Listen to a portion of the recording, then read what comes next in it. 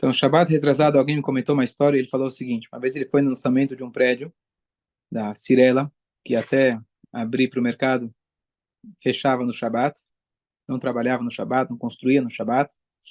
Então, teve o lançamento e, obviamente, o CEO, o presidente, Dr. Eli Horn, senhor Eli Horn, ele falou algumas palavras e no final ele falou: olha, eu não conhecia ele pessoalmente, mas só fui cumprimentar, né? Ele tinha mais um lançamento.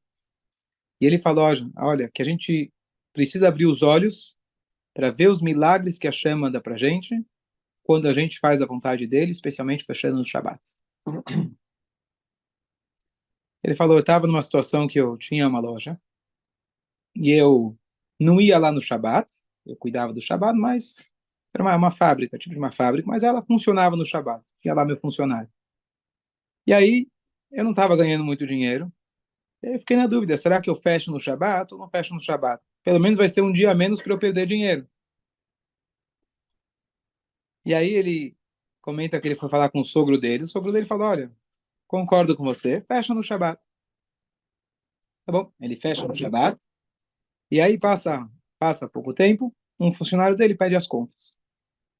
Pede as contas, ele precisou fazer um acordo, porque tinha a parte que era por dentro, a parte que era por fora. Ele falou: fiquei no lucro porque consegui me acertar bem sem precisar pagar eventualmente o que ele poderia me colocar na justiça.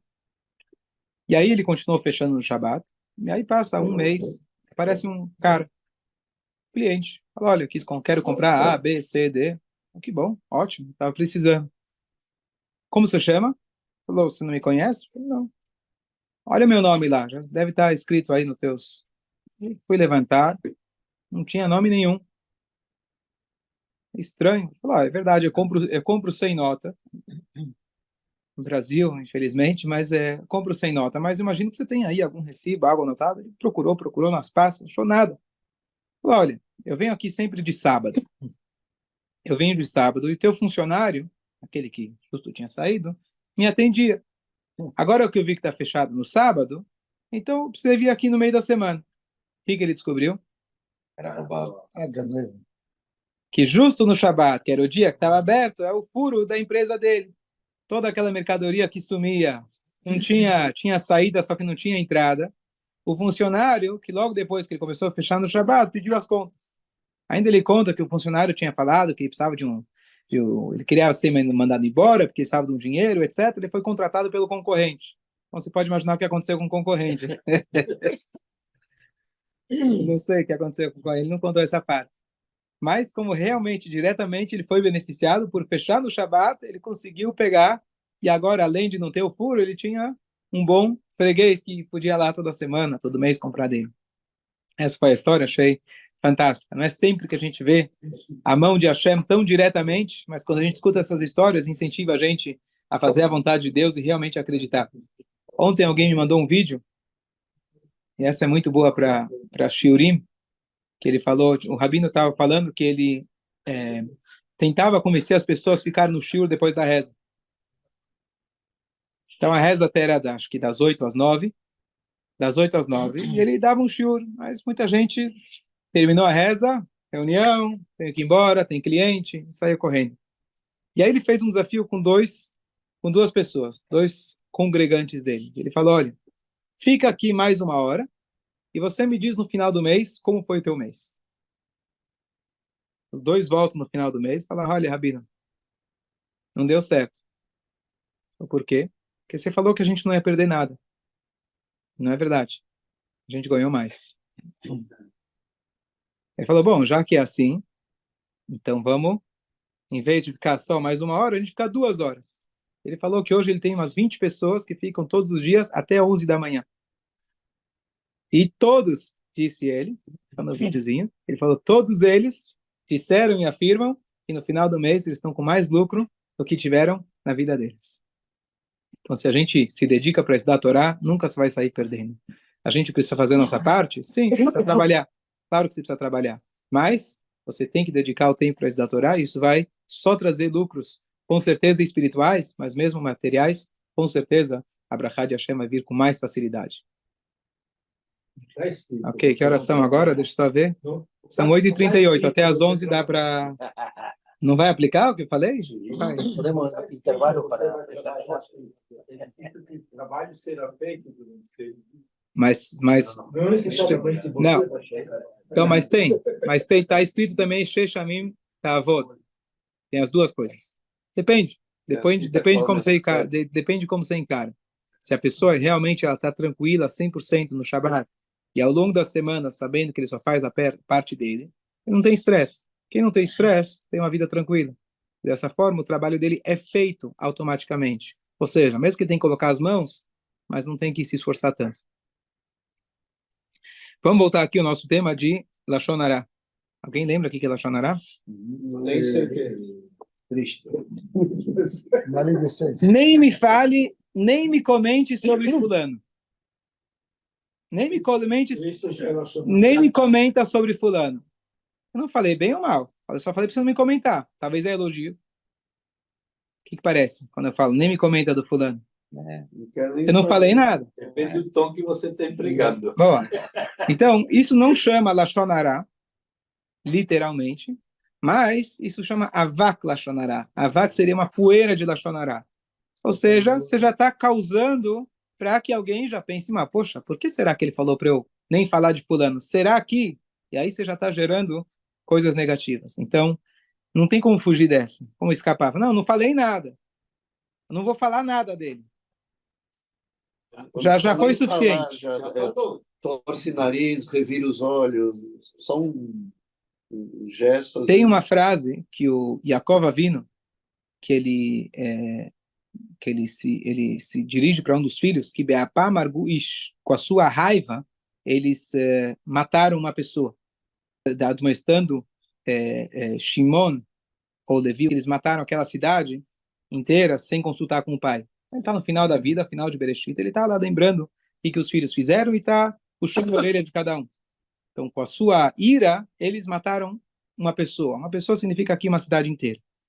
A palavra af, em hebraico, simboliza raiva, cólera, ou simboliza também af, nariz. Com o nariz, eles mataram a pessoa. Com uma entortada de nariz, você pode matar uma pessoa. Você só entortou o nariz. Só entortou o nariz. Mas com uma entortada de nariz, você pode matar uma pessoa. Literalmente. Então, a gente tomar cuidado até com o piscar de olhos, até o jeito que a gente vai falar, olhar, isso faz uma diferença. A Torá fala pra gente sobre Noah. E a Torá fala, quando ela começa falando sobre Noah, começa falando, ele toldot Noah, essas são as gerações de Noah, Noah, Ish Tzadik, Tamim, Noah era um homem justo, um homem íntegro perante Deus, em sua geração, etc. Depois, quando Deus vai conversar com Noah, ele fala, olha, vou trazer um dilúvio, preciso que você me construa lá a Teivá. E aí ele fala, que eu encontrei, eu vi que você é um tzadik nessa geração. Então, quando a Torá começa contando a respeito do Noah, fala tzadik tamim. Ele era um justo íntegro. Quando Deus vai falar com ele, ele só fala justo. Para onde foi o íntegro? Entendeu? Não. Quando Deus está narrando a respeito de Noah, dá dois adjetivos. Quando está conversando com Noah, só usa um adjetivo. Então, dizem nossos sábios, aqui a gente deduz, que atrás de uma pessoa, por trás, você pode dar todos os seus adjetivos. Obviamente, não na frente do inimigo. Na frente da pessoa, para ele mesmo, você fala uma parte do seu elogio. Você não precisa elogiar completamente na frente da pessoa. Para não criar gaba. Para não criar, eventualmente, para não criar orgulho, etc. Então a Torá descreve ele com um elogio completo, mas na frente dele, ele fala uma parte do seu elogio. Então tem que saber quando e como elogiar, qual é a forma adequada de elogiar. Mas, voltando àquilo que a gente falou, agora a gente chegou na Halachá, que você elogiar na frente de alguém que não gosta, ou mesmo que você não sabe se alguém gosta, mas eu vou elogiar alguém publicamente, provavelmente, possivelmente, espero que não, mas dentro de um público, será que todo mundo gosta de fulano? Será que alguém não sente um pouco de inveja do fulano? Então, eu elogiando alguém publicamente é uma coisa que eu tenho que tomar cuidado. Como? Quando? Em que momento? Às vezes vale mais a pena eu chegar para a pessoa individualmente e falar para ele. Todo mundo gosta de ser elogiado publicamente, mas não necessariamente a repercussão vai ser a melhor. Fala. Alguém falecido, geralmente ele recebe monte, né? Quer dizer, multiplica Achareimot Kedoshim. por 10, multiplica por 10, você fala, puxa, eu nem sabia que era tanta coisa assim. Então tem duas parshiot, uma atrás da outra. Uma é Achareimot, a outra é Kedoshim. Achareimot se refere àquela parashá depois da morte dos filhos de Aaron. A parashá seguinte é Kedoshim, sejam sagrados para Deus. Então tem a frase famosa que é Achareimot, depois que ele morreu, Kedoshim, vira santo. Depois que morreu, todo mundo é sagrado. Então, na verdade, isso tem que tomar um cuidado, porque tudo que você fala nesse momento, isso está sendo registrado lá em cima e a pessoa pode ser cobrada por isso. Por isso, numa Matseivá, deve se escrever o mínimo possível. E aquilo que você tem certeza absoluta que você pode escrever. Não comece a escrever elogio, porque isso vai servir lá em cima como, estão escrevendo, estão dizendo que você é isso mesmo. Então, aquele que acrescenta está às vezes piorando. Então, a mesma coisa, a tendência do ser humano. Já que o cara agora não me oferece mais nenhum tipo de ameaça, posso falar dele, que era o grande. Você tem que falar aquilo que realmente... Você tem que, sim, focar nas coisas positivas que ele fez. Você não precisa trazer todas as coisas negativas, mas foca naquelas coisas sem exagerar. Não se deve exagerar. Por isso pode ser uma mentira. Qual que é a melhor forma para a gente evitar de falar Lashon Hara? É algo muito difícil. Boca fechada. Boca fechada. Boca fechada? Não. É o primeiro ponto. Escutar, na verdade, que outro fala. Boa, escutar. Também não pode escutar Lashon Hara. Então a gente tem, Hashem colocou para a gente os olhos, por exemplo, Hashem colocou a pálpebra para você fechar. O ouvido, se você colocar aqui o dedo, você consegue fechar para não escutar. A boca tem dois breques.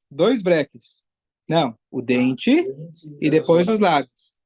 Você tem uma proteção dupla, blindagem dupla.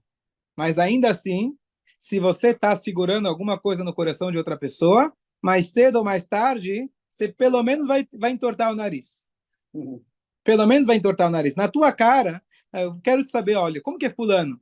Eu fico olhando no teu olho, eu já sei pelo teu olhar, Tá, não precisa falar mais nada, eu já entendi. Tá, pronto. Então, qual é a maneira de eu não falar Lashon Hara? Não é como fala, porque você tem que se colocar na posição do outro. Boa. Senão, que você está vendo? Então, para de julgar.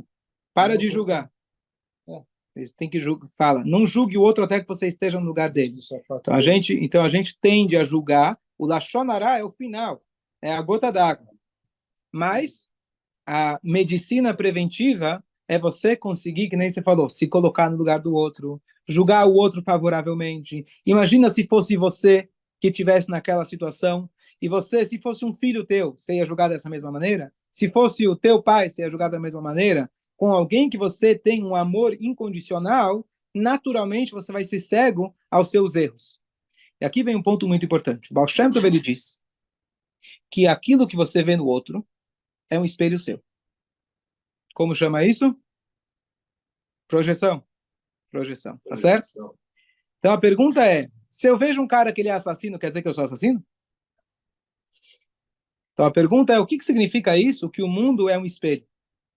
Então a explicação, na verdade, é a seguinte, não é o que você simplesmente vê no outro. Aquilo que você vê no outro e te incomoda, por que aquilo te incomoda? Então, vamos supor, o cara está enganando nos negócios. E você está lá todo honesto, fazendo tudo certinho e não está vendendo tanto. O cara que está enganando, aparentemente, está se dando bem. Então pode ser que aquilo vai te incomodar. Por quê? Você fala, poxa, justo eu, estou me esforçando, estou me empenhando. Seria mais fácil para mim enganar. Mas eu estou pagando tudo certinho, fazendo tudo certinho, então me incomoda. Por que te incomoda? Que é alguma coisa que você talvez teria até uma tendência de fazer igual. Você está com inveja dele. Certo? Se eu sei, e eu estou 100% seguro que eu estou fazendo a coisa correta, estou pagando todos os impostos, estou sendo honesto, eu não vou sentir inveja do cara que rouba. Eu não vou ficar incomodado daquele cara que está enganando. Agora, se aquilo me incomoda, é porque de alguma maneira aquilo tem a ver comigo e eu preciso melhorar. Não quer dizer que eu sou igual a ele, mas eu tenho uma pequena tendência talvez agir igual a ele.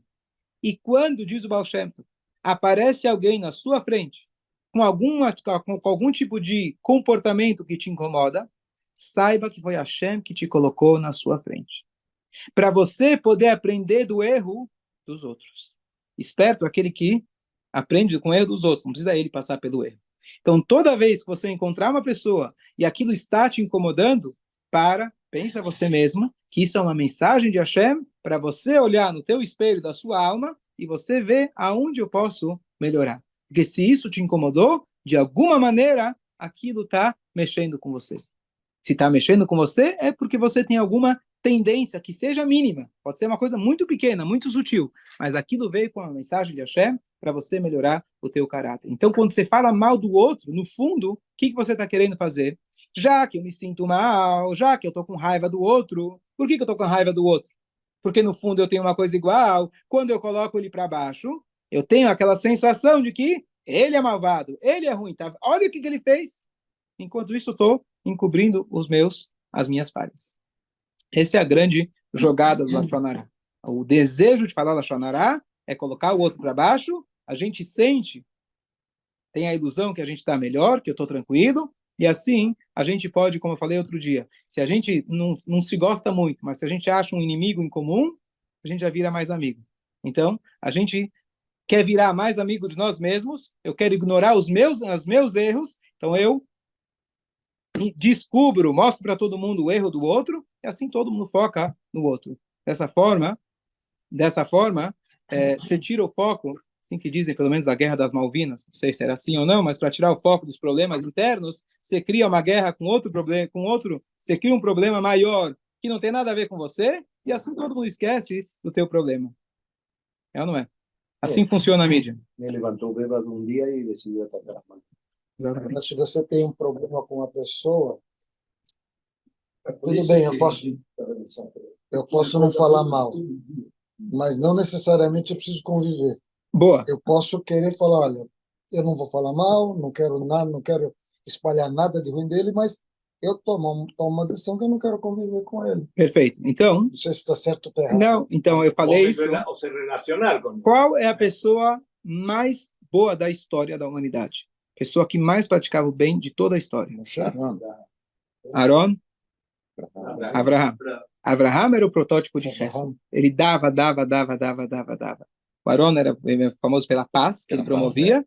A bondade, cega a bondade, era o Abraham. Chegou um momento que o sobrinho dele, Lot, estava pastoreando o seu rebanho, e eles estavam comendo dos vizinhos, roubando. Lot e Abraham, a sua fisionomia era bem parecida, e estava criando um mau nome para Abraham. Não sabiam quem era Abraham, quem era o Lot, especialmente quem está longe, está lá, o rebanho de Abraham está roubando. E Abraham fazia questão de que os seus pastores, eles amordaçavam os seus animais. E o Lot não quis muito saber da história, até que ele chegou e falou, olha, se você for para a direita, eu vou para a esquerda. Não. Aí está o erro. Se você for para a direita, eu estarei à sua esquerda. Se você for para a esquerda, eu estou à sua direita. Ou seja, vai para o teu canto, eu estou aqui para quando precisar. Pode contar comigo. Tanto é que quando Lot foi raptado, Abraham estava lá, foi lá, sacrificou sua alma para salvar o sobrinho dele. Mas viver aqui na mesma casa, nosso rebanho todos juntos, nada feito. Mesmo Abraham vindo, que ele foi até, entre aspas, cego por o erro do seu próprio filho, Ismael, que estava cometendo assassinato, idolatria, relações proibidas, precisou a Sara falar para ele, manda ele embora. Ainda assim, ele estava sofrendo, Deus fala para ele, escuta a Sara. Ou seja, uma pessoa completamente de Hesed, não é com todo mundo que você precisa ter um convívio constante. Porém, não é a tradução como as pessoas tendem a dizer, se for para a esquerda, eu vou para a direita. Ele não falou, se você for para a esquerda, eu estarei à sua direita. Eu não estou na mesma cidade, mas eu estou aqui. Eu estou aqui ao seu lado. Se precisar, pode contar comigo. Só que a gente não consegue. Então, dá um exemplo muito prático. Tem, às vezes, situações que uma sogra ou uma mãe mora na casa dos filhos. Então, às vezes, não tem solução e é uma coisa muito nobre, mas será que isso é uma coisa indicada pelos mestres? Se você vai se orientar, eu preciso trazer a minha mãe para conviver na minha casa e com meus filhos, etc. Isso pode trazer muito conflito. Não é uma falta de, não é uma falta, não é uma falta de respeito. Às vezes é um respeito para que ela possa estar bem, que eu possa estar bem. A gente precisa, cada um ter o seu espaço. Não tem nada de errado com isso, certo? Mas lembrar que nós somos irmãos. Quando precisar, eu estou ao seu lado, continuo me preocupando com você. Talvez agora a gente não consegue conviver um ao lado do outro tão próximo, mas eu preciso saber, e você vai lembrar, pelo menos eu vou fazer a minha parte, eu estou sempre aqui para o que precisar, ou me preocupar com você, direto ou indiretamente. E ainda lembrar que, se eu puder estar mais próximo, sempre vou fazer o máximo, que aí entra o Aaron, para que duas pessoas não estejam separadas. É muito importante a gente fazer o máximo para trazer shalom. E um pouco de shalom é melhor que nada de shalom. Que seja um pouco de shalom, já ajuda bastante. A tradução é mishpuche, não? A gente, só para concluir, a gente, na época de Sfirat HaOmer, a gente fala dos alunos de Rabi Akiva, que eles faltaram respeito um com o outro, e aí eles morreram, 24 mil alunos. Como que faltaram respeito? Eles eram alunos do Rabi Akiva. Qual que era o lema do Rabi Akiva? Ame ao próximo, como a ti mesmo. Esse é o Gadol Batorá. E a resposta é que, por justamente a falta de respeito, ela pelo amor intenso que eles tinham. Eu, com meu vizinho, com meu porteiro, eu posso ser indiferente. Então, se ele torce para outro time, ou ele vota para outro candidato, não vai fazer diferença. Agora, o meu irmão, como que você pode torcer para o outro time? Como você pode enxergar a vida? Porque eu me importo com ele. E eu tenho um amor tão grande. O que faltou foi esse respeito. Entender que cada um pode e tem o direito de ser a sua, de pensar da sua forma. A gente pode discutir de forma saudável, mas saber respeitar o lugar do outro. Então, o que faltou para eles foi esse respeito. Respeito não é falta de amor. Respeito preserva o amor. Então, tem que encontrar o equilíbrio entre esses dois lados. Respeitar, saber o lugar de cada um, saber respeitar a opinião do outro, saber que cada um deve ter o seu espaço, cada um deve ter a sua, a gente fala casar, a Torá fala, o homem vai largar o seu pai e a sua mãe e vai se casar. Ah, como assim? Meu pai e minha mãe? Deixa eu trazer minha esposa para dentro de casa. Melhor ainda, de algum jeito eu vou ter café da manhã na cama. Ou minha mãe ou minha esposa. Não sei. Quando brigar com a esposa, vai com a mãe. Quando brigar com a mãe, a esposa vai trazer o café. Por que não? Casar, em português, é casa. Chega uma hora que você precisa sair. O bebê nasceu, não volta, não entra de novo na barriga. Cada um precisa ter seu espaço. Então, isso é normal. Esse cavota, esse respeito de espaço é muito importante. Quando a gente quebra esse respeito, aí quem realmente dá o problema, como deu entre os alunos de Rabi Akiva.